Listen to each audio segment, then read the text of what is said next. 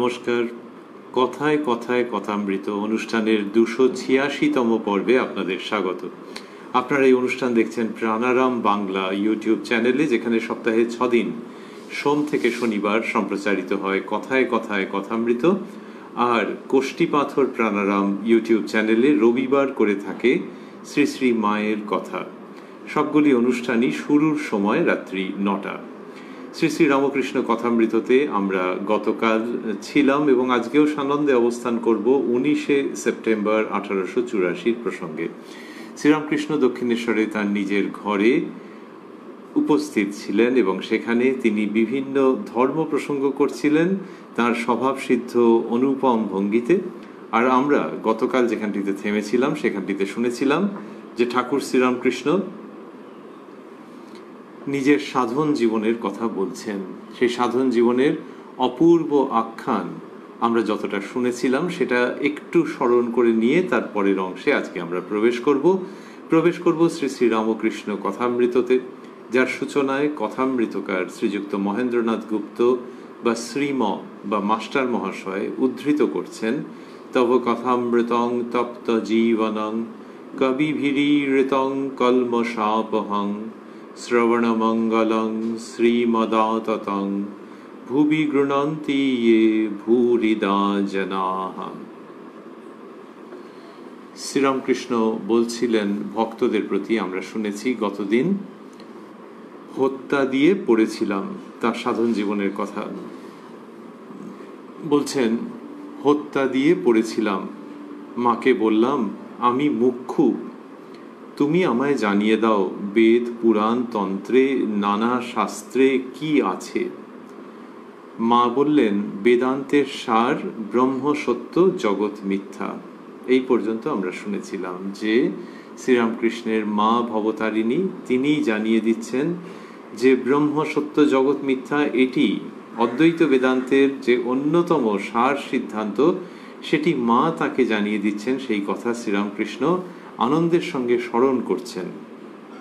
আর করতে করতে যেটি ঘটছে সেটি আমরা খেয়াল করছিলাম।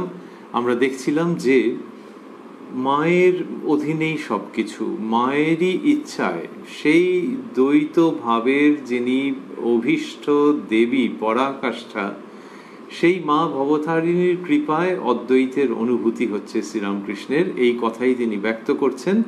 এই অবধি যে আমরা শুনেছিলাম, তারপরে দেখছি তিনি বলছেন যে সচ্চিদানন্দ ব্রহ্মের কথা বেদে আছে তাকে তন্ত্রে বলে সচ্চিদানন্দ শিব, আবার তাকেই পুরাণে বলে সচ্চিদানন্দ কৃষ্ণ। এইটি শ্রীরামকৃষ্ণ বলছেন যে যে সচ্চিদানন্দ ব্রহ্মের কথা বেদে আছে তাকে তন্ত্রে বলে সচ্চিদানন্দ শিব, আবার তাকেই পুরাণে বলে সচ্চিদানন্দ কৃষ্ণ। এইবারে কৃষ্ণকে সচ্চিদানন্দ বলা হয়, অবতার রূপে তিনি অবতীর্ণ হয়েছেন এই অর্থে। তন্ত্রে সচ্চিদানন্দ শিব এদের কথা যে বলা হচ্ছে, এগুলি সব আছে, কিন্তু শ্রীরামকৃষ্ণের উক্তির মধ্যে মৌলিকতা আছে। সেটি বেদ বেদান্তের অনুসারী, বেদ বেদান্তের অবিরোধী, কিন্তু তবুও মৌলিক উচ্চারণ। জগতের সার সত্য নানান রকমভাবে তো সুপ্ত থাকে, গুহায় নিহিত থাকে, সেটির উচ্চারণ তো এক এক সময় এক এক রকম হয়। শেষ কথা কোথায় বলা হয়েছে? আমাদের বলা হচ্ছে যে বেদ মানে সমস্ত জ্ঞান রাশির সমন্বয়। সেইখানে যা ফুট আকারে পাওয়া যায়, অর্ধস্ফুট অস্ফুট, শ্রীরামকৃষ্ণের মধ্যে তার কি চমৎকার মৌলিক উচ্চারণ স্থানে স্থানে আমাদের চমকিত করে। এইখানে তিনি বললেন যে মা বললেন বেদান্তের সার ব্রহ্ম সত্য জগৎ মিথ্যা। তারপরে বলছেন যে যে সচ্চিদানন্দ ব্রহ্মের কথা বেদে আছে তাকে তন্ত্রে বলে সচ্চিদানন্দ শিব। এইবারে ওই যে সচ্চিদানন্দ ব্রহ্ম আর এই শিব এবং এই কৃষ্ণ যে এরা অভেদ, এটি অদ্বৈতের দৃষ্টিতে নয়, কিন্তু অদ্বৈতের দৃষ্টিতে ওই একটি চৈতন্য সত্তা আছে। তাহলে ভক্তের দৃষ্টিতে হচ্ছে কি যে তিনি কৃষ্ণ রূপে অবতীর্ণ হয়েছেন, অবতার ভক্তের দৃষ্টিতে।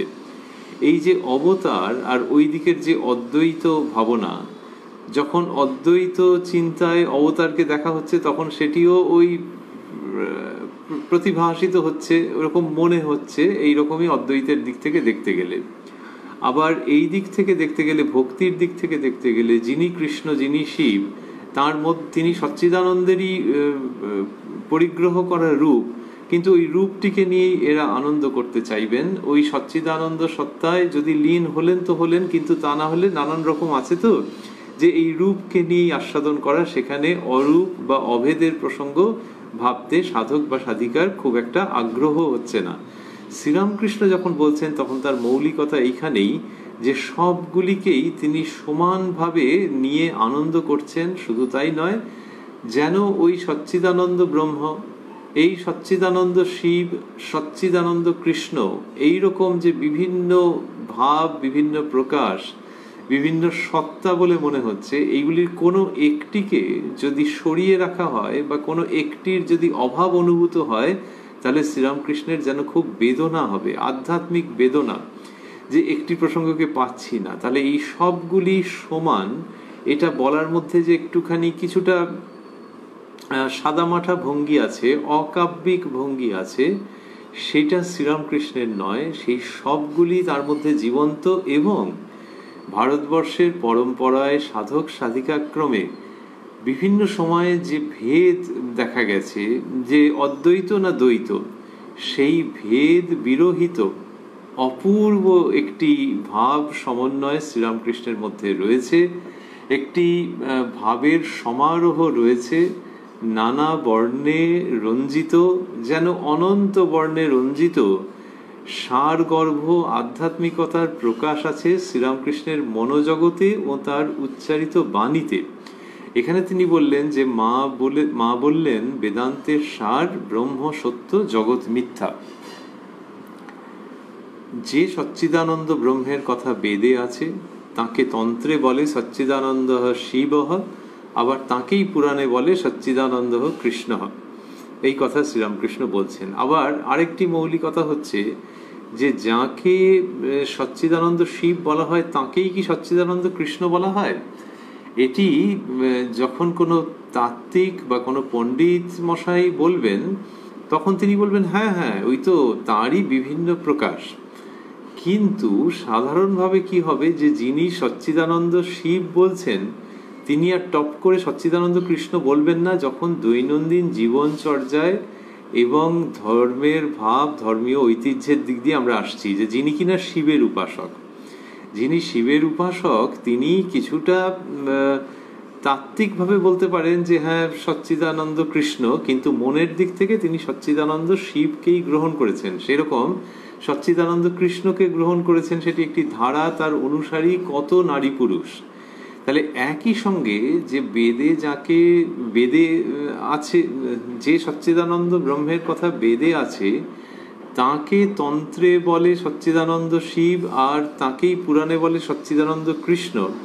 এটি একই সঙ্গে আনন্দের সহিত যে উচ্চারিত হচ্ছে, এর মধ্যে মৌলিকতা রয়েছে। এই শ্রীরামকৃষ্ণ তাত্ত্বিক পণ্ডিত নন, সেইভাবে তাকে পাওয়া যাচ্ছে না, তার মধ্যে তো তত্ত্ব রয়েছেই, কিন্তু ভারী জীবন্ত এবং তার অনুভূতির সঙ্গে, তার উপলব্ধির সঙ্গে অঙ্গাঙ্গিভাবে জড়িত, যে তিনি ওইভাবেই পেয়েছেন। সেই জন্য তিনি যখন বলেন তখন সেটি আলাদা করে তত্ত্বকথার মতো শোনায় না, সেটি তার জীবনের উপলব্ধির দ্বারা জারিত হয়ে উচ্চারিত হয় এবং মানুষকে আহ্বান জানায় যে এসো এই সত্য সংবাদে অবগাহন স্নান করো, যে বেদে যে সচ্চিদানন্দ ব্রহ্মের কথা আছে তিনি সচ্চিদানন্দ শিব, তিনি সচ্চিদানন্দ কৃষ্ণ। এই নানান রূপ এবং অরূপের এক অপূর্ব সঙ্গীত শ্রীরামকৃষ্ণের কথামৃত, যেখানে রূপ এবং অরূপ, রূপ মাঝে মাঝে যেন মিলিয়ে গিয়ে অরূপ, আবার অরূপ মাঝে মাঝে রূপ পরিগ্রহ করে রূপ।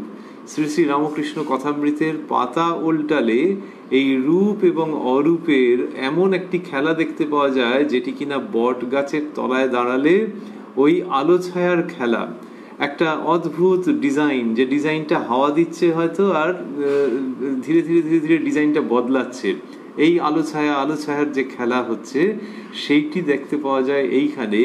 যে শ্রীরামকৃষ্ণের শ্রীমুখের যে বাণী তার মধ্যে রূপ এবং অরূপের আলো ছায়া আছে, আর শ্রীরামকৃষ্ণের কৃপা পবনে মাঝে মাঝে মাঝে মাঝে আন্দোলিত হচ্ছে, এই দেখো রূপ, ওই দেখো অরূপ, ওই অরূপ আবার রূপ পরিগ্রহ করলো, এইরকম ঘন ঘন ঘটতে থাকে। তাহলে কথামৃতের পাতা উল্টানো, আমরা বলছিলাম যে কেউ যদি পাতা উল্টান, আর যদি অন্যভাবে ভাবা যায় যে হাওয়া দিচ্ছে এবং আস্তে আস্তে আস্তে আস্তে পাতা উল্টে যাচ্ছে, তাহলেও তো পড়া হয়ে যাবে। যদি ওই রকম ভাবে একটা খুব সুন্দরভাবে পাতা ধীরে ধীরে উল্টে যায়, তাহলেও তো পড়া হয়ে যাবে। যদি সেই পড়ার উপযুক্ত করে পাতা উল্টে যায়, ঠিক সেই রকমটি শ্রীরামকৃষ্ণ কৃপা পবনে একটি প্রসঙ্গ থেকে আরেকটি প্রসঙ্গ আসে, আবার আরেকটি প্রসঙ্গ আসে, এইভাবে পরপর চলতে থাকে এবং বট গাছের তলার সেই আলো ছায়ার খেলার মতো রূপ ও অরূপ, দ্বৈত ও অদ্বৈত খেলা করে করে যায়। এই খেলার প্রধান উপাদান কোনটি? যে ওই অদ্বৈতের কথা বলা হচ্ছে, আবার দ্বৈত রূপে শিব, দ্বৈত রূপে কৃষ্ণ, কখনো দ্বৈত রূপে কালী, এই সব যে বলা হচ্ছে, এইটে উপলব্ধি করতে গেলে কি চাই? বটগাছের তলায় উপস্থিত হতে হবে, আর একটু দেখার শক্তি চাইতো, না হলে কি করে দেখবে? তাহলে সেই দেখার শক্তি মানে কি চাই? শ্রীরামকৃষ্ণ এবার সেটি বললেন, গীতা 10 বার বললে যা হয় তাই গীতার সার, অর্থাৎ ত্যাগী ত্যাগী। ওই ত্যাগের দ্বারা এই অপূর্ব চিত্রকে উপভোগ করা, সব কিছু ত্যাগের দ্বারা এই সব কিছুকে উপভোগ করা, যেরকম আমাদের উপনিষদে লক্ষিত হয়েছে, উল্লিখিত হয়েছে। তাহলে এই শ্রীরামকৃষ্ণ বললেন, গীতা 10 বার বললে যা হয় তাই গীতার সার। বাচ্চাদের মতো করে বলা, আর সত্যি শিশুর সারল্য নিয়ে, শিশুর সত্যতা নিয়ে এগুলি উচ্চারিত। শিশুর সারল্য, সত্যতা এবং সততা নিয়ে উচ্চারিত শ্রীরামকৃষ্ণের কথামৃত। সেখানে তিনি বলছেন, গীতা 10 বার বললে যা হয়, গীতা গীতা গীতা গীতা গীতা গীতা। এই যে ত্যাগী, এইটি শ্রীরামকৃষ্ণ বলছেন যে অর্থাৎ ত্যাগী ত্যাগী। তাহলে এই গীতার সারের প্রসঙ্গটি এখানে বললেন, তার মানেই হচ্ছে যে এই ত্যাগের চক্ষুর দ্বারা, ত্যাগের মনোভাবের দ্বারা, ত্যাগের মানসিকতার দ্বারা, ত্যাগের আনন্দের দ্বারা এই জগৎ ব্যাপার দর্শন করো যদি, তাহলে এর মূল সত্য উপলব্ধি করতে পারবে, এবং সেটি ওই বট গাছের ছায়ার মতো আলো ছায়া আলো ছায়া, এরকম রূপ অরূপ, দ্বৈত অদ্বৈত এরকম হতে থাকবে। এই সমস্ত প্রসঙ্গ বলতে বলতে শ্রীরামকৃষ্ণ বলছেন, আমরা একটু আগে স্মরণ করছিলাম, উল্লেখ করছিলাম আনন্দের সঙ্গে, যে তার মধ্যে মৌলিকতা রয়েছে।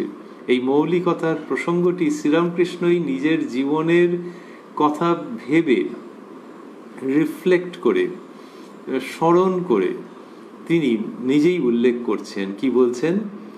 বললেন, তাকে যখন লাভ হয় বেদ পুরাণ, বেদ বেদান্ত পুরাণ তন্ত্র কত নিচে পড়ে থাকে। তারপর হাজরা মশাইকে বলছেন, মাস্টারমশাই লিখছেন হাজরাকে, তখন ওম উচ্চারণ করবার জো নাই। এটি কেন হয়? সমাধি থেকে অনেক নেমে না এলে ওম উচ্চারণ করতে পারি না। তা বলছেন যে তাকে যখন লাভ হয় বেদ বেদান্ত পুরাণ তন্ত্র কত নিচে পড়ে থাকে। এবার তাকে মানে ওই যে একটু আগে বললেন যে যিনি সচ্চিদানন্দ ব্রহ্ম, তিনি সচ্চিদানন্দ শিব, সচ্চিদানন্দ কৃষ্ণ। তার মানে ওই অদ্বৈতের কথা বলো বা দ্বৈতের কথা বলো, সেই তিনি। এই শ্রীরামকৃষ্ণ যখন এরকম তাকে এইভাবে বলেছেন, তখন সাধারণত ওই রকমই বুঝিয়েছেন যে ওই অদ্বৈতও হতে পারেন, দ্বৈতও হতে পারেন, ও তুমি তফাৎ করতে পারবে না। কখনো অদ্বৈত ভাব, কখনো দ্বৈত ভাব শ্রীরামকৃষ্ণের, তারই মধ্যে লীলা। সেসব প্রসঙ্গ একটু বাদেই বলবেন। তারই মধ্যে লীলা যে একবার অদ্বৈততে উপনীত হচ্ছেন, আবার সেখান থেকে সানন্দে দ্বৈত জগতে প্রত্যাবর্তন করছেন, ও মা আবার মন অদ্বৈততে চলে যাচ্ছে। এইরকম যে ভাব যার, তিনিই বলছেন তাকে যখন লাভ হয়, তার মানে সেই তিনি। অর্থাৎ আর বেশি ব্যাখ্যা চেও না মানে তিনি যে করতে চাইছেন না তা নয়, কিন্তু মানে আর বেশি মৌখিক শব্দে প্রকাশ করা যায় না গো, এইরকম তার ভাব, যে সেই তাকে। তাকে যখন লাভ হয় বেদ বেদান্ত পুরাণ তন্ত্র কত নিচে পড়ে থাকে, কত নিচে পড়ে থাকে। তার উপরে কে থাকেন? শ্রীরামকৃষ্ণ থাকেন। কে থাকেন? শ্রীরামকৃষ্ণ রূপ চিরমুক্ত সচ্চিদানন্দ বিগ্রহ আকাশচারী সেই অপূর্ব পাখিটি যে অনন্তে বিচরণ করে, আবার মাঝে মাঝেই খুব আনন্দিত চিত্তে এই শান্ত জগতে প্রত্যাবর্তন করে তার অপূর্ব সুরেলা কণ্ঠে অমৃতের বাণী, সেই যেন কোন ঊর্ধ্বলোক থেকে আসা অমৃতের বাণী এই জগৎবাসীকে শুনিয়ে মুগ্ধ করে এবং তাদেরও ওই অনন্তের দিকে আনন্দের সঙ্গে আহ্বান জানায় এমন একটি ভঙ্গিতে যাতে মানুষের পারিপার্শ্বিক জগৎ, সংসার, সমাজ কিচ্ছু বিপর্যস্ত হয় না, কিন্তু মনের দিক থেকে ওই পাখির সঙ্গে সঙ্গী হয়ে মন আকাশে উড়ে যেতে চায়। এই মুক্তি, জীবন মুক্তির কথা আমাদের শাস্ত্রে আছে। আর শ্রীরামকৃষ্ণের যে কথামৃত, তার বর্ণে বর্ণে জীবন মুক্তির আনন্দপূর্ণ আহ্বান। সেই জীবন মুক্তি খুব সহজ নয় যে একেবারে চাইলেই পাওয়া গেল, কিন্তু বোঝা যায় যে শ্রীরামকৃষ্ণ বলছেন তো যে সাধন করতে হয়, কিন্তু ঘন ঘন ঘন ঘন ওই পাখি তার সেই সুরেলা কণ্ঠে ওই আহ্বান জানাতে থাকে। এটি সুরেলা, কিন্তু এর মধ্যে ওই একটা দৈবী সুর আছে, একটা আধ্যাত্মিক মূর্ছনা আছে, যেটা মানুষকে হিজিবিজি জগৎ ভুলিয়ে ওই চির শান্তি ও আনন্দের আকাশে বিচরণ করবার আহ্বান জানায়।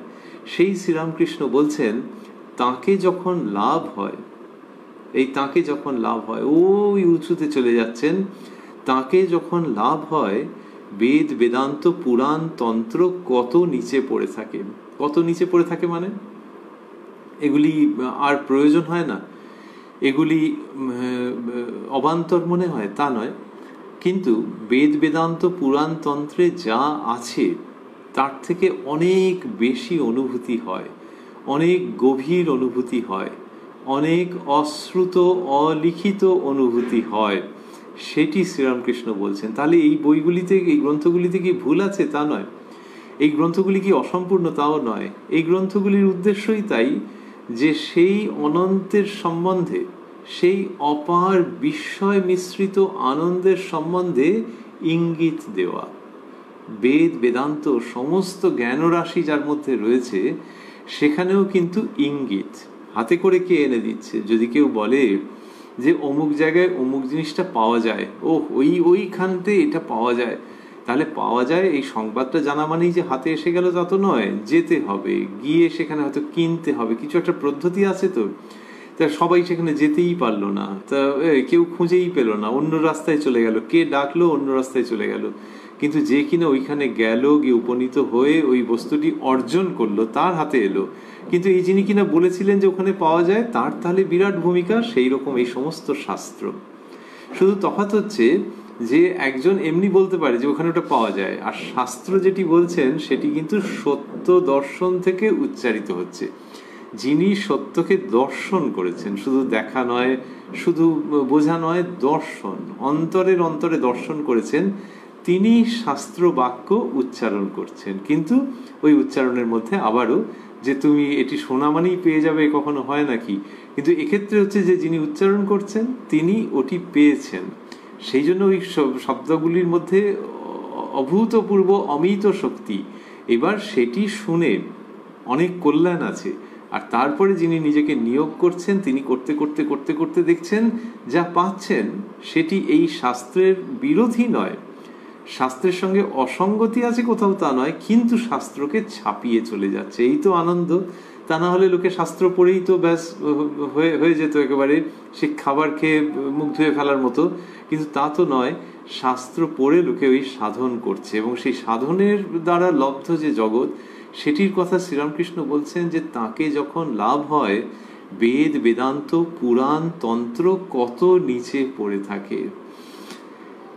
এটা বললেন যে বেদ বেদান্ত পুরাণ তন্ত্র কত নিচে পড়ে থাকে।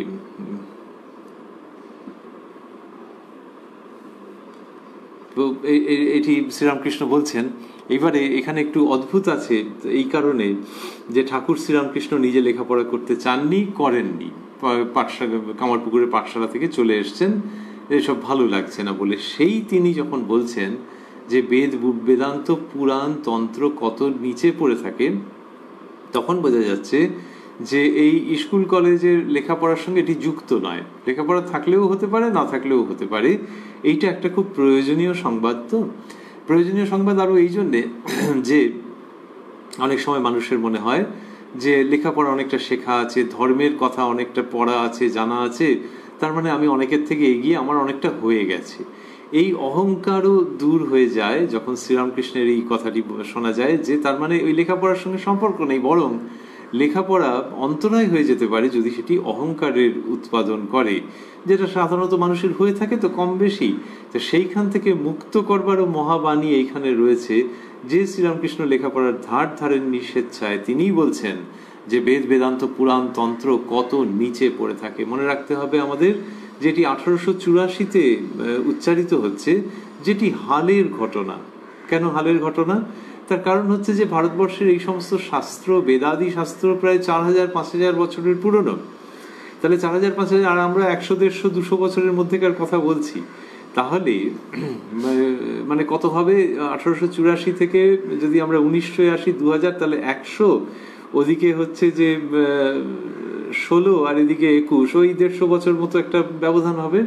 তাহলে 150 বছরের ব্যবধান, তো মানে 150 বছর আগে, মোটামুটি 150 বছর আগে উচ্চারিত যে বাণী, সেই বাণী বলছে ওই 5000 বছর আগে যা উচ্চারিত হয়েছে তার সম্বন্ধে। তাহলে এতদিন ধরে যেটি প্রচলিত, কত তার উপরে টিকা, ভাষ্য, রচনা, তর্ক বিতর্ক, সিদ্ধান্ত এইসব হয়েছে, তো সেইটির সম্পর্কে, প্রতিষ্ঠিত শাস্ত্র সম্পর্কে শ্রীরামকৃষ্ণ বলছেন বেদান্ত পুরাণ তন্ত্র কত নিচে পড়ে থাকে।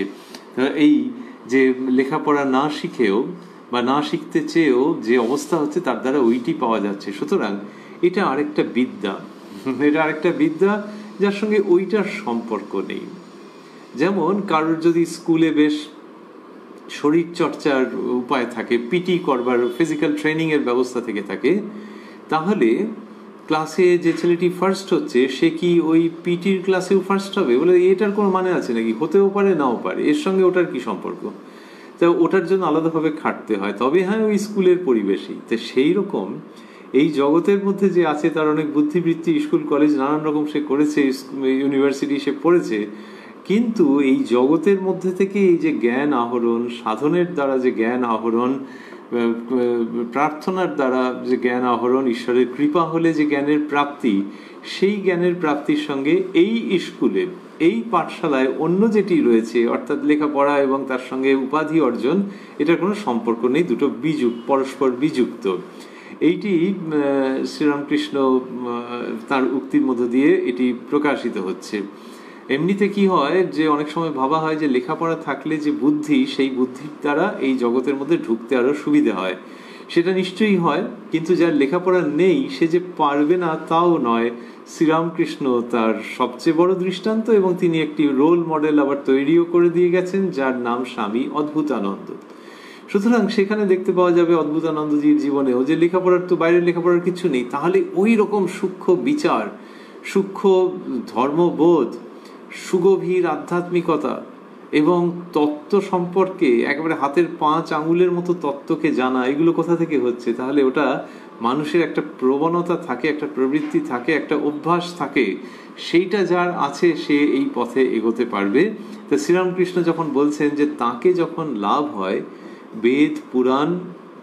বেদান্ত পুরাণ তন্ত্র কত নিচে পড়ে থাকে, তখন আমাদের এই সমস্তগুলি স্মরণে আসছে।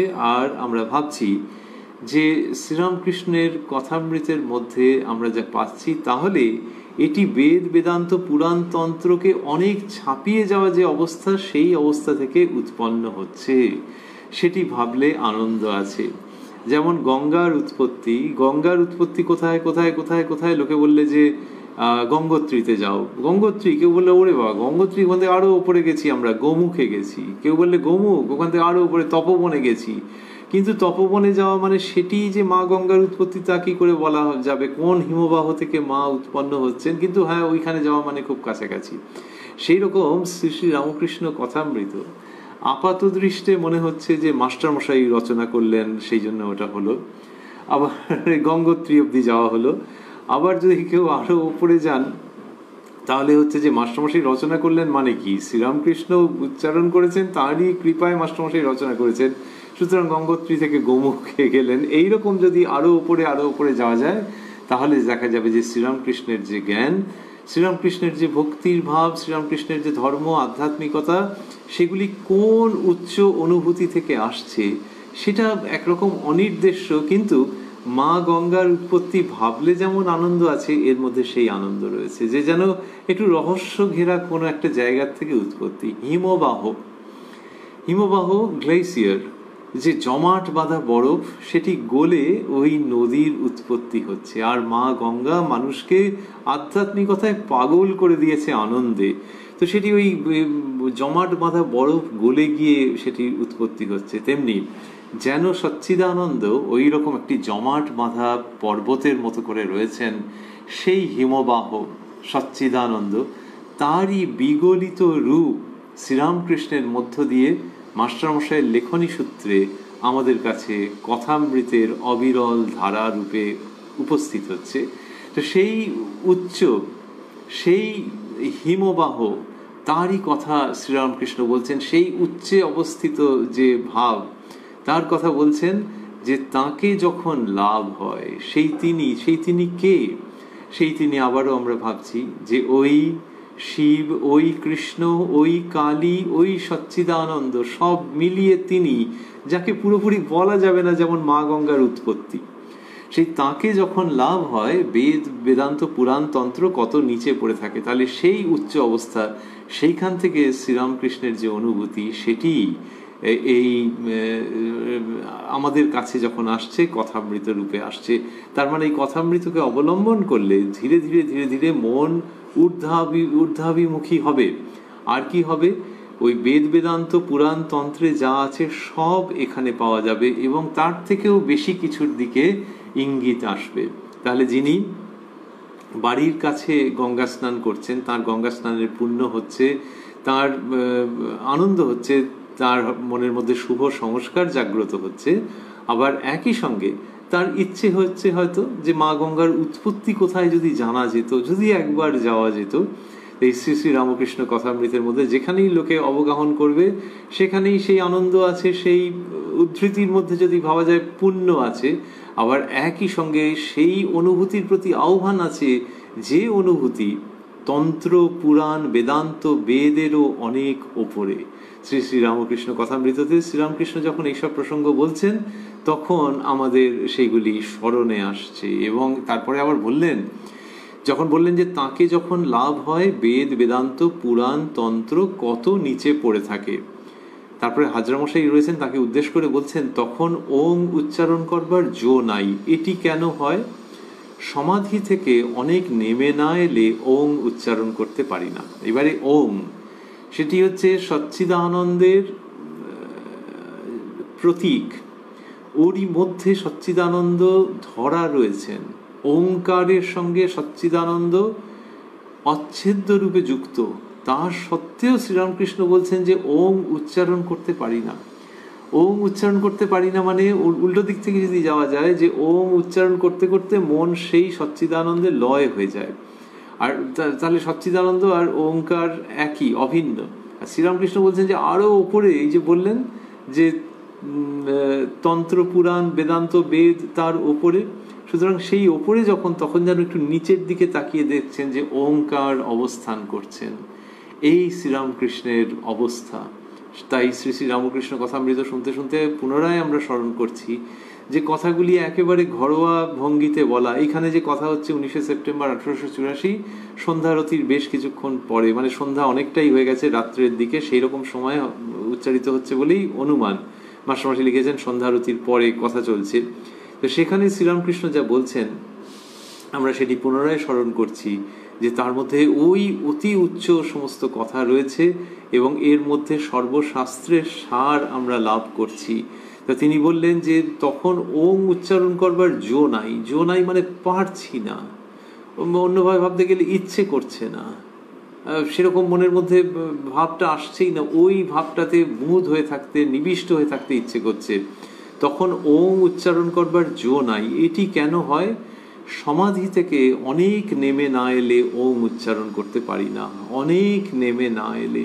কি অপূর্ব দৈব বাণী আমরা শ্রবণ করছি। শ্রীরামকৃষ্ণ বলছেন সমাধি থেকে অনেক নেমে না এলে ওং উচ্চারণ করতে পারি না। তাহলে এই যে অনেক নেমে আসছেন যিনি সমাধি থেকে, তিনি ওং উচ্চারণ করছেন, তারপরে হয়তো ওং শিব, ওং কালী, ওং কৃষ্ণ এইসব বলছেন, এই নেমে নেমে নেমে নেমে আসছেন। তো ওই জুম আউট জুম ইন, তো এরকম নেমে নেমে আসছেন, আস্তে আস্তে আস্তে আস্তে সাধারণ মানুষের স্তরে আসছেন, যে হ্যাঁ গা তুমি কাল আসো নাই কেন, এটা ওটা এই সমস্ত কথা বলছেন। তাহলে এই যে তিনি নেমে আসছেন, এই নেমে আসারই আরেকটি শব্দ হচ্ছে অবতরণ, এবং যিনি এটি করেন তাকেই বলা হচ্ছে অবতার। সেই সচ্চিদানন্দ ঘন বিগ্রহ তিনি অবতীর্ণ হচ্ছেন হয়ে মানুষের সঙ্গে বড্ড একেবারে ঘরোয়া মানুষের মতো, আপনজনের মতো কথা বলছেন। এই অবতরণ যে হচ্ছে, আমাদের হিন্দু শাস্ত্রে আছে যে অবতার কজন হতে পারেন, আবার কোথাও বলা আছে যে অবতার অসংখ্য হতে পারেন। তো এই অবতার এক একটি যুগে এক একজন অবতরণ করছেন। শ্রীরামকৃষ্ণের ক্ষেত্রে মজা হচ্ছে যে তিনি যে শুধুই কামার পুকুরে একটি বিশেষ শুভ দিনে অবতরণ করেছেন এবং নামকরণ হয়েছে গদাই বা গদাধর, তাই নয়, তার জীবনে দেখা যাচ্ছে যে ঘন ঘন তিনি অবতরণ করছেন। কি করে করলেন? ওই যে ওই রাজ্যে চলে যাচ্ছেন, আবার সেখান থেকে অবতরণ করছেন। ইনি নিত্য অবতার, ঘন ঘন ঘন ঘন তিনি অবতীর্ণ হচ্ছেন এই জগতে, এবং সেটি মহানন্দের যে তিনি ওইখানে চলে যাচ্ছেন, তিনি আর অন্য কোথাও যাচ্ছেন না, সংসারের মধ্যে যাচ্ছেন না।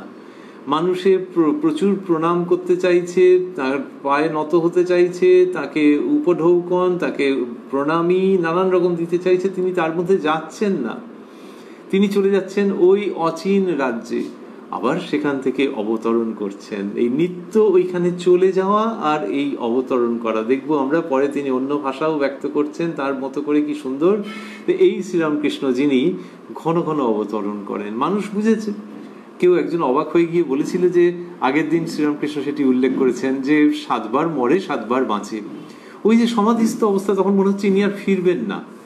তো প্রাকৃত মানুষ, তিনি ওইরকম ভাবে উচ্চারণ করেছেন যে ওইখান থেকে ফিরবেন না, আবার তিনি ফিরছেন, আবার ঈশ্বরীয় ভাবে সমাধিস্থ হয়ে যাচ্ছেন। শুধু সমাধিস্থ যখন হচ্ছেন তখন মানুষের সঙ্গে যে বিযুক্ত হয়ে যাচ্ছেন তা নয়, মানুষকে হাত নেড়ে দিয়ে যে তিনি চলে যাচ্ছেন যে তোমরা পড়ে রইলে আমি চললাম, তা নয়, তিনি তো চললেন, কিন্তু তখন তার শ্রী অঙ্গের মধ্যে থেকে যে অপূর্ব স্বর্গীয় জ্যোতি বিচ্ছুরিত হচ্ছে, তার থেকে বোঝা যাচ্ছে যে তিনি যাননি। শ্রী শ্রী মাকে বলেছিলেন যে আমি কি চলে গেছি নাকি, এ ঘর আর ও ঘর যেমন সেই রকম। এই যখন শ্রীরামকৃষ্ণ সমাধিস্থ হচ্ছেন তখনও যেন জগতের মানুষকে তিনি বলেছেন যে আমি কি চলে গেছি নাকি, এই তো রয়েছি তো। এবং তার শ্রীমুখের সেই অর্ধস্ফুট হাস্য রেখা মানুষের মনকে কি ঊর্ধ্বগামী করেছে এবং আজও করছে তা বলে শেষ করা যায় না। সেই যে শ্রীরামকৃষ্ণ, তিনি ওই বারবার ওইখানে চলে যাচ্ছেন আর বারবার অবতারণ করছেন, অবতীর্ণ হচ্ছেন, এই তার অপূর্ব লীলা। সেই তিনি বলছেন ওই যে প্রসেস অফ ডিসেন্ডিং, এই অবতরণের যে পথ সেটির কথা বলছেন, যে তাকে যখন লাভ হয় বেদ বেদান্ত পুরাণ তন্ত্র কত নিচে পড়ে থাকে, তখন ওং উচ্চারণ করবার জো নাই, সমাধি থেকে অনেক নেমে না এলে ওং উচ্চারণ করতে পারি না। তাই এই অবতরণের পথ আমরা যখন জানি যে চাঁদে যাচ্ছে কেউ, তখন এখান থেকে যেতে যেতে যেতে চাঁদের কাছাকাছি পরিবেশ কিরকম হয়ে গেল, সেখানে কিরকম কি আছে, সেই পথটা কিরকম, তারপর চাঁদের পরিবেশ সেটাই বা কিরকম। এই কিন্তু মানুষ ওই চাঁদে গেল কি মঙ্গল গ্রহে গেল এই পর্যন্ত, কিন্তু তার বেশি দূরত্বে যেতে পারে না। সূর্যের দিকে হবে না তো পুড়ে যাবে, তার যে যানে করে যাবে আকাশযান, সে পুড়ে ছাই হয়ে যাবে, সেদিকে যেতে পারে না। তো সেই জন্য সূর্য থেকে কেউ ফিরছে, তার কিরম লাগবে আর প্রসঙ্গের কোনো মানে নেই। কিন্তু শ্রীরামকৃষ্ণ কোটি সূর্যের আলোয় উজ্জ্বল যে অবস্থান, যেখান থেকে সূর্য চন্দ্র হয় যায় রয়, সেইখান থেকে যে প্রত্যাবর্তন করছেন তারই কিছু কিছু ইঙ্গিত দিচ্ছেন যে সমাধি থেকে অনেক নেমে না এলে ওং উচ্চারণ করতে পারি না। তাহলে ওই যে জগৎ, ওই যে অবস্থান যার উপরে চন্দ্র সূর্যের অবস্থিতি নির্ভর করছে, সেইখান থেকে শ্রীরামকৃষ্ণ নেমে আসছেন এবং সেই সময় মনে হচ্ছে ওঙ্কারও অনেক দূরে অবস্থিত। এই অপূর্ব সত্য সংবাদের কথা তিনি বলছেন, এই অপূর্ব আধ্যাত্মিক উপলব্ধির কথা তিনি বলছেন, তার এই অনবদ্য আধ্যাত্মিক অবস্থার কথা শ্রীরামকৃষ্ণ বিবরণ দিচ্ছেন এবং সেটি কিরকম একটা গল্পের মতো করে করে আসছে। বলছেন, প্রত্যক্ষ দর্শনের পর যা যা অবস্থা হয় শাস্ত্রে আছে সে সব হয়েছিল। প্রত্যক্ষ দর্শনের পর যা যা অবস্থা হয় শাস্ত্রে আছে সে সব হয়েছিল। বালকবধ, উন্মাদবধ, পিশাচবধ, জড়বধ। এটি অন্যত্র ব্যাখ্যা করেছেন। তা বললেন যে প্রত্যক্ষ দর্শনের পর যা যা অবস্থা হয় শাস্ত্রে আছে সেসব হয়েছিল। তাহলে সেই সত্যকে প্রত্যক্ষ দর্শনের পর নিজেই বললেন বালকবধ, উন্মাদবধ, পিশাচবধ, জড়বধ, এইগুলি সব হয়েছিল। তা তার বালকবধ অবস্থা, উন্মাদবধ, সূচি অসুচির বোধ নাই, বালক কে আপন কে পর এসব কোনো আট নাই, বালক কোনো গুণের বশ নয়। তারপরে উন্মাদবধ, পিশাচবধ, জড়বধ, এইসব অবস্থা তার সাধনের সময় হয়েছে। এটি অন্যত্র তিনি বলেছেন যে এইগুলো সব মিলে যায় শাস্ত্রের সঙ্গে। কখনো দেখতাম জগৎময় আগুনের স্ফুলিঙ্গ, বলছেন যে কখনো দেখতাম জগৎময় আগুনের স্ফুলিঙ্গ, এরকম দর্শন হয়েছে তার। কখনো চারিদিকে যেন পাড়ার হ্রদ, মানে পারদ, কখনো চারিদিকে যেন পাড়ার হ্রদ ঝকঝক করছে। আবার কখনো রূপা গলার মতো দেখতাম, কখনো দেখতাম রং মশালের আলো যেন জ্বলছে। তাহলেই হলো শাস্ত্রের সঙ্গে ঐক্য হচ্ছে। শাস্ত্রের বিভিন্ন জায়গায় এইসব প্রসঙ্গ আছে, আমরা কতকটা জানি, কতকটা জানি না। শ্রীরামকৃষ্ণ বিভিন্নভাবে পেয়েছেন তো এখানে বললেন যে তাহলেই হলো শাস্ত্রের সঙ্গে ঐক্য হচ্ছে। তাহলেই হলো মানে যে এটি যেন একটি অপ্রত্যক্ষ সমর্থন, ইনডিরেক্ট কনফার্মেশন। সেটা কি, যে ওই যে মন ওই ওপরে চলে যাচ্ছে। শ্রীরামকৃষ্ণের বলার ভঙ্গিটি হচ্ছে যে ওই যে বেদ বেদান্ত পুরাণ তন্ত্র অত নিচে পড়ে রয়েছে মনে হচ্ছে, তাহলে এই অনুভূতি কি সঠিক আমার? এরকম তো বেদ বেদান্তে এরকমভাবে উল্লিখিত নেই, এক্সপ্লিসিটলি স্টেটেড নয় তো। তাহলে এই যে অনুভূতি হচ্ছে, তারপরে যখন মন আবার নামছে তখন এরকম অনুভূতি হচ্ছে। কিরকম? কখনো দেখতাম জগৎময় আগুনের স্ফুলিঙ্গ, কখনো চারিদিকে যেন পাড়ার হ্রদ ঝকঝক করছে, আবার কখনো রূপা গলার মতো দেখতাম, কখনো দেখতাম রং মশালের আলো যেন জ্বলছে। এইগুলি শাস্ত্রের সঙ্গে যখন মিলে যাচ্ছে তখন হচ্ছে হ্যাঁ, I am on the right track, এই ঠিক মিলে যাচ্ছে। তাহলে শাস্ত্রের সঙ্গে এটা মিলছে মানেই ওইটা শাস্ত্রের উদ্দিষ্ট, শাস্ত্র ওইখানেই পাঠাতে চাইছেন যেখানে এই সব অনুভূতি আমার হয়েছিল, আর যেখান থেকে মনে হয়েছিল শাস্ত্র অনেক নিচে আছে। এখন নেমে যখন ওই অনুভূতি আমার নেমে যে অনুভূতিগুলো হচ্ছে সেগুলো যখন শাস্ত্রের সঙ্গে মিলে যাচ্ছে তখন বেশ, তাহলেই হলো শাস্ত্রের সঙ্গে ঐক্য হচ্ছে, বলছেন শ্রীরামকৃষ্ণ। তারপর বলছেন, আবার দেখালে তিনি জীব জগৎ চতুর্বিংশতি তত্ত্ব হয়েছেন, ছাদে উঠে আবার সিঁড়িতে নামা, অনুলোম বিলোম। এ বলছেন আবার দেখালে, কে দেখালো? ওই শ্রীরামকৃষ্ণ যে মায়ের কথা বলতেন, সচ্চিদানন্দময়ী কালী, সেই তাঁরই কথা যেন বলছেন, কিন্তু উল্লেখ করেননি। আবার দেখালে, আবারও আমরা ভাবছি যে মা কালী স্পেসিফিক্যালি, তো উত্তর হচ্ছে হ্যাঁ, শ্রীরামকৃষ্ণ তো মা কালীর উপরেই নির্ভর। আবার তাঁর সঙ্গে সেই সচ্চিদানন্দ ব্রহ্মের কোনো তফাৎ নেই। শ্রীরামকৃষ্ণ বলেছেন, তোমরা যাকে ব্রহ্ম বলো তাকেই আমি কালী বলে কই। বলছেন আবার দেখালে তিনি জীব জগৎ চতুর্বিংশতি তত্ত্ব হয়েছেন। তার মানে আমাদের এই মন, বুদ্ধি, অহংকার যা কিছু তুমি ভাবতে পারবে, অর্থাৎ ওই জীব জগৎ এবং সেটিকে অনুভব করবার বা সেগুলিকে অনুভব করবার যে উপাদান, উপকরণ, যন্ত্র, এই সমস্ত কিছু তিনিই হয়েছেন। মানে তাকে যে দেখবে যেটার মধ্যে দিয়ে, তার কথা যে প্রতিভাত হবে, রেজিস্টার্ড হবে যেখানে, মন, বুদ্ধি, চিত্ত, অহংকার ইত্যাদি, সেটিও তিনি। তাহলে যা দেখছো সেটি তিনি, যা দিয়ে দেখছো সেটিও তিনি। আবার দেখালে তিনি জীব জগৎ চতুর্বিংশতি তত্ত্ব হয়েছেন। এই যে তাকে দেখতে পাওয়া যায়, কেউ যদি দূরবীন দিয়ে চাঁদকে দেখে তাহলে সে কি বলবে? সে বলবে এমনিতে চাঁদের এত বিশদ পরিচয় পাচ্ছিলাম না, বুঝতে পারছিলাম না, এখন দূরবীন দিয়ে দেখছি, দূরবীনটা কিনেছি, বেশ দাম আছে, এই দূরবীন দিয়ে দেখছি। তাহলে এরকম হলো। কেউ যদি বলে দূরবীন কোথায় পেলেন, বলে দূরবীন বাবা আমাকে কিনতে হয়েছে, সে অর্ডার দিয়েছি, তারপর 6 মাস ধরে তারা বানিয়ে দিয়েছে, সে কি চারটিখানি কথা, পয়সা ছিল না আগে, এখন সে পয়সা টয়সা হয়েছে, এরকম কিনেছে। তখন যদি কেউ বলে চাঁদের ইচ্ছাতে হয়েছে, তখন বলে কি উল্টো পাল্টা বকছো। কিন্তু এখানে ওটি ওইখানকার জন্য সত্য ওই খবরগুলি, আর এখানকার তত্ত্ব তথা সত্য সংবাদ হচ্ছে কি, এখানকার সত্য সংবাদ হচ্ছে যে সেই তাকে দেখা যায় এমন কিছুর সাহায্যে যেগুলি সেই তাঁরই দেওয়া। শ্রীরামকৃষ্ণ বলছেন আবার দেখালে তিনি জীব জগৎ চতুর্বিংশতি তত্ত্ব হয়েছেন। এই চতুর্বিংশতি তত্ত্বের মধ্যে যা রয়েছে সেগুলি হচ্ছে দূরবীন জাতীয়। তো সুতরাং যার দ্বারা দেখছি সেগুলিও তাঁরই দেওয়া। আর সেটি তো স্বাভাবিক যে যার দ্বারা দেখছি সেটি কি আলাদা নাকি, সেটি তাঁর ইচ্ছের অন্তর্গত নয়? তাহলে তিনি তো তাহলে সব কিছু, পরম কারণ, পরমার্থ, এইসব কথাগুলো তো আর হচ্ছে না।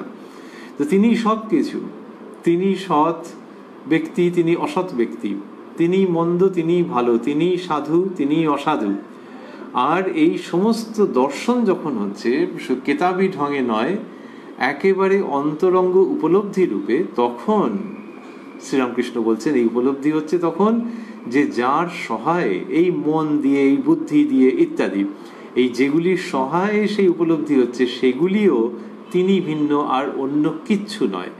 কিন্তু এটি দেখালেন তিনি। এই শ্রীরামকৃষ্ণের অদ্ভুত পেলব মাতৃময় সুমিষ্ট উচ্চারণ, আবার দেখালে, মানে আমার দেখালো, কিরকম সুন্দর একটা এত মিষ্টি ভাব আছে, অসাধারণ। যে কেউ যখন কোথাও যান তখন বলেন যে গাইড জানো কোথায় কোথায় নিয়ে গিয়ে দেখালো, এইটা দেখালো, এটা দেখালো, জানতামই না, বইতে পড়েছি, কিন্তু গাইড নিয়ে গিয়ে এইসব জায়গা দেখালেন। শ্রীরামকৃষ্ণের গাইড মা ভবতারিণী। তো এখানে যদি ধরেই নি মায়ের কথা বলছেন, যেটা তিনি সচরাচর বলে থাকেন, এখানে সেই ভঙ্গি, আবার দেখালে, বাড়ি চমৎকার যে আবার দেখালে, তা মা দেখাচ্ছেন। আর কি দেখালে, উপলব্ধি করালে, এরকম বলছেন না তো? আসলে ওই দেখাটা যেরকম লোকের এমনিতে হয় না, যে দেখা মানে everything, seeing is everything, seeing is believing and seeing is everything, সেরকম ভাবে দেখেছি গো, এইসব তত্ত্ব দেখেছি, চতুর্বিংশতি তত্ত্ব যে তিনিই হয়েছেন এটা দেখেছি। এই দেখা সম্পর্কে শ্রীরামকৃষ্ণ এতটাই ডেফিনিট, যেখান থেকে তিনি নরেন্দ্রনাথকে বলছেন যে হ্যাঁ দেখেছি, আর তোমাকে যেরকম দেখছি তার থেকে স্পষ্ট রূপে দেখেছি, তোমাকে দেখাতেও পারি। সেই শ্রীরামকৃষ্ণই বলছেন আবার দেখালে তিনি জীব জগৎ চতুর্বিংশতি তত্ত্ব হয়েছে, আবার দেখালে তিনি জীব জগৎ চতুর্বিংশতি তত্ত্ব হয়েছেন। ছাদে উঠে আবার সিঁড়িতে নামা, অনুলোম বিলোম। ওই ছাদে উঠে যে সেই তাঁকে প্রাপ্ত হচ্ছি, তারপর দেখছি এই সব কিছু জীব জগৎ চতুর্বিংশতি তত্ত্ব তিনি। ছাদে উঠে আবার যে এইটি দেখা, এটি বিজ্ঞানীর অবস্থা। তিনি বলেছেন যে যখন ছাদে ওঠার পর দেখছে যে ছাদ যে বস্তুতে তৈরি, সেই ইট চুন সুরকিতে এই জগৎও তৈরি, তখন যে অবস্থা শ্রীরামকৃষ্ণ বলছেন বিজ্ঞানীর অবস্থা, এইটা তার ওরকম হচ্ছে যে সেইখানে পৌঁছে তারপরে দেখছেন এই সব কিছুই তিনি। আর এটিকে বলছেন, এই যাতায়াতটাকে বলছেন অনুলোম বিলোম, যে সেই ঊর্ধ্বস্তরে চলে যাওয়া, এই লীলা থেকে সেই নিত্যতে চলে যাওয়া, তাকে বলছেন অনুলোম। এটি আমাদের শাস্ত্রের প্রচলিত শব্দাবলী। আর ওইখান থেকে যখন এখানে নামছেন, ওই নিত্য থেকে লীলায় নামছেন, তখন সেটি হচ্ছে বিলোম। তাহলে এই অনুলোম বিলোম শ্রীরামকৃষ্ণ এটি বলতে খুবই ভালোবাসতেন। কিন্তু অনুলোম বিলোম শাস্ত্রে যদিও বা আছে, সেটা একজনের জীবনে এরকম ঘন ঘন ঘটতে পারে। শ্রীরামকৃষ্ণের ক্ষেত্রে তো তাই ঘটছে যে ঘন ঘন এটি হচ্ছে নিত্য থেকে লীলা থেকে নিত্য, আবার নিত্য থেকে লীলা, অনুলোম বিলোম এটি তার হচ্ছে, এবং সেটি হচ্ছে বলেই তিনি এত আনন্দে কথা বলছেন যখন কথা বলতে পারছেন। আর যখন মন সেই ঊর্ধ্ব জগতে লীন হয়ে যাচ্ছে তখন কথা আসছে না, তখন যেন মনে হচ্ছে যে চিদাকাশে আত্মারূপ পক্ষী বিচরণ করছেন মহা আনন্দে। শ্রীরামকৃষ্ণ বলছেন, কি অবস্থাতেই রেখেছে, একটা অবস্থা যায় তো আর একটা আসে, যেন ঢেকির পাট, একদিক নিচু হয় তো আর একদিক উঁচু হয়। একদিক নিচু হয় তো আরেকদিক উঁচু হয় মানে ওই যখন কিনা লীলার দিকে মনটা কম থাকছে তখন নিত্যতে মন হুহু করে চলে যাচ্ছে, আবার যখন নিত্য অর্থাৎ সেই অদ্বৈত চৈতন্যের ভাবটি একটু কম আসছে তখন নরলীলায় মন হুহু করে চলে আসছে। অপূর্ব বর্ণনা, যেটি আমরা বুঝতে পারছি তাঁরই শ্রীমুখের উক্তির আলোকে। তা না হলে কি করে বোঝা যাবে এই প্রসঙ্গগুলো কি মানে আছে। কি অবস্থাতেই রেখেছে, একটা অবস্থা যায় তো আর একটা আসে, যেন ঢেকির পাট। ওই ঢেকিতে যেমন হয় যে একটা দিক নামছে আর একটা দিক উঠছে, সি স যেরকম বলা হয়, সেই রকম একদিক নিচু হয় তো আরেক দিক উঁচু হয়, এই কথা বলছেন শ্রীরামকৃষ্ণ। কি অপূর্ব এই ভঙ্গি, যে যখন অন্তর্মুখ সমাধিস্থ তখনও দেখছি তিনি, আবার যখন তাই এইটা বললেন যে একদিক নিচু হয় তো আরেক দিক উঁচু হয়, এরকম অপূর্বভাবে বললেন। এবং এই তার ভাব যে মন নিত্য এবং লীলার মধ্যে খেলা করছে, ক্রীড়া করছে, এবং সেখানেই বলছেন যে কি অবস্থাতেই রেখেছে, এটা আনন্দ করছেন, এনজয় করছেন, উপভোগ করছেন, যে ওই তিনি মা ধরে নেওয়া যাক, যে কি অবস্থাতেই রেখেছে, একটা অবস্থা যায় তো আর একটা আসে। তো এই যে তার মধ্যে এরকম হচ্ছে যে পর এই ভাবের খেলা হচ্ছে, যেন ঢেকির পাট। যখন ঢেকির পাট বলছেন তখন তো আবার ওই গ্রামগঞ্জ, মাঠ, খেলার জায়গা, পরিচিত পরিবেশ চলে আসছে। এই তো শ্রীরামকৃষ্ণের যে ওই পরিচিত পরিবেশের মধ্যে থেকে সেই অপরিচিত অচেনা জগতের সন্ধান দিচ্ছেন, যেটি আমাদের পরম আনন্দের গন্তব্য। তিনি বললেন যে যেন ঢেকির পাট, একদিক নিচু হয় তো আর একদিক উঁচু হয়। এই যে নিত্য এবং নিত্য এবং লীলা, অখণ্ড এবং খণ্ডের ঘর, সেখানে এই যে ঘন ঘন যাতায়াত হচ্ছে, এটি শ্রীরামকৃষ্ণের অবস্থার অন্যতম বিশেষত্ব। বললেন, যখন অন্তর্মুখ সমাধিস্থ তখনও দেখছি তিনি, আবার যখন বাইরের জগতে মন এলো তখনও দেখছি তিনি। তা যখন অন্তর্মুখ সমাধিস্থ তখন তো তাঁকেই দেখছেন, পুনরায় আমরা ভাবছি যে সেই তাঁকে দেখা মানে সেই সচ্চিদানন্দ ব্রহ্মস্বরূপ, আবার লীলা বিগ্রহ পরিগ্রহকারী দ্বৈত মূর্তিও বটে। তো এই দুরকমই, যখন অন্তর্মুখ সমাধিস্থ তখনও দেখছি তিনি, আবার যখন বাহিরের জগতে মন এলো তখনও দেখছি তিনি। তাহলে বাইরের জগতে যখন আসছে তখনও দেখছি তিনি, এই কিন্তু দেখছি এর মধ্যে ওই বিস্ময়, ওই আনন্দ এবং ওই মা দেখাচ্ছেন এই ভঙ্গি। যখন আরশির এপিঠ দেখছি তখনও তিনি, আবার যখন উল্টো পিঠ দেখছি তখনও তিনি। এটা আবার শ্রীরামকৃষ্ণের নিজস্ব উদাহরণ, আমরা এটা শাস্ত্রে কোথাও পাইনি, যতদূর আমরা সন্ধান করেছি বা প্রাপ্ত হয়েছি। যখন আরশির এপিঠ দেখছি তখনও তিনি, তার মানে আয়নার যে সামনের দিকটা, সেখানে যখন দেখা যাচ্ছে তখন আয়নার সামনের দিকে তো নিজেকেই দেখা যায়, ঠিক আছে, কিন্তু পেছন দিয়েও কি তাই দেখা যায়? যখন আরশির এপিঠ দেখছি তখনও তিনি, আবার যখন উল্টো পিঠ দেখছি তখনও তিনি। তার মানে এখানে আমাকে দেখছি, এটা সরিয়ে রাখা যাক, আয়নাটাকে যদি মুখের সামনে ধরা যায়, একটু এদিক ওদিক করা যায়, তাহলে তো ঘরের মধ্যে অন্য জিনিসও দেখা যাবে। তো যা দেখা যাচ্ছে আয়নাটাকে পুরো উল্টে নিয়েও দেখছি তাই দেখা যাচ্ছে। এই যে যখন আয়নাকে সামনের দিকেও যা পেছনের দিকেও তাই দেখা যায়, তখন দুটো জিনিস হয়। একটা হচ্ছে যে জগৎ জুড়ে একই সত্তা, তুমি যেভাবেই দেখো না কেন সেটির উপলব্ধি। আরেকটি হচ্ছে যে যখন আয়নাকে কেউ এরকম ভাবে দেখবে তখন আর ওই সেই আয়নায় আর চুলদাড়ি ঠিক করবার ইচ্ছে হবে না। অর্থাৎ জাগতিক অর্থে যে আয়না, সে তখন গৌণ হয়ে যাবে, যে তার মধ্যে ওই রকম দর্শন হতে আরম্ভ করবে। তেমনি এই জগৎ জীবন চতুর্বিংশতি তত্ত্ব, সেটিকে নিয়েই কাজ, কিন্তু সেখানে যখন সচ্চিদানন্দের দর্শন হবে এবং যখন এদিক থেকে ওদিক থেকে যেদিক থেকে তুমি দেখবে তার সেদিক দিয়েই দর্শন হবে, তখন এই জাগতিক যে রূপ সেটা গৌণ হয়ে যাবে। মানে তখন যদি কেউ বলে যে আচ্ছা এই আয়নার ফিজিক্সটা একটু বোঝাচ্ছি, লোকে বলবে আরে রেখে দাও ফিজিক্স, ও আগে বুঝেছি, কিন্তু এখন তো দেখছি উল্টো দিক দিয়েও তাকেই দেখতে পাচ্ছি। এই বিজ্ঞানের সন্ধান করতে হবে, এই সত্যের সন্ধান করতে হবে। ওই তোমার ফিজিক্স দিয়ে বোঝা যে আয়না, সেটা এখন গৌণ হয়ে গেছে, আর লাগবে না আমার। কিন্তু ওই তারই মধ্যে দিয়ে দর্শন হয়েছে। তেমনি এই জগৎ ব্যাপারের মধ্যে তিনিই অবস্থিত, এবং যখন সেই তাকে শুধু ঠাকুর ঘরে নয়, শুধু মঠে মন্দিরে উপাসনা স্থলে নয়, কিন্তু হয়তো ব্যাধের জায়গায়, যেমন আমাদের ধর্ম ব্যাধের কথা উল্লেখ করা হয়েছে, ব্যাধের ব্যবসা স্থলে, অফিস কাছারিতে, শিক্ষা প্রতিষ্ঠানে, খেলার মাঠে, সর্বত্র দর্শন হতে আরম্ভ করবে।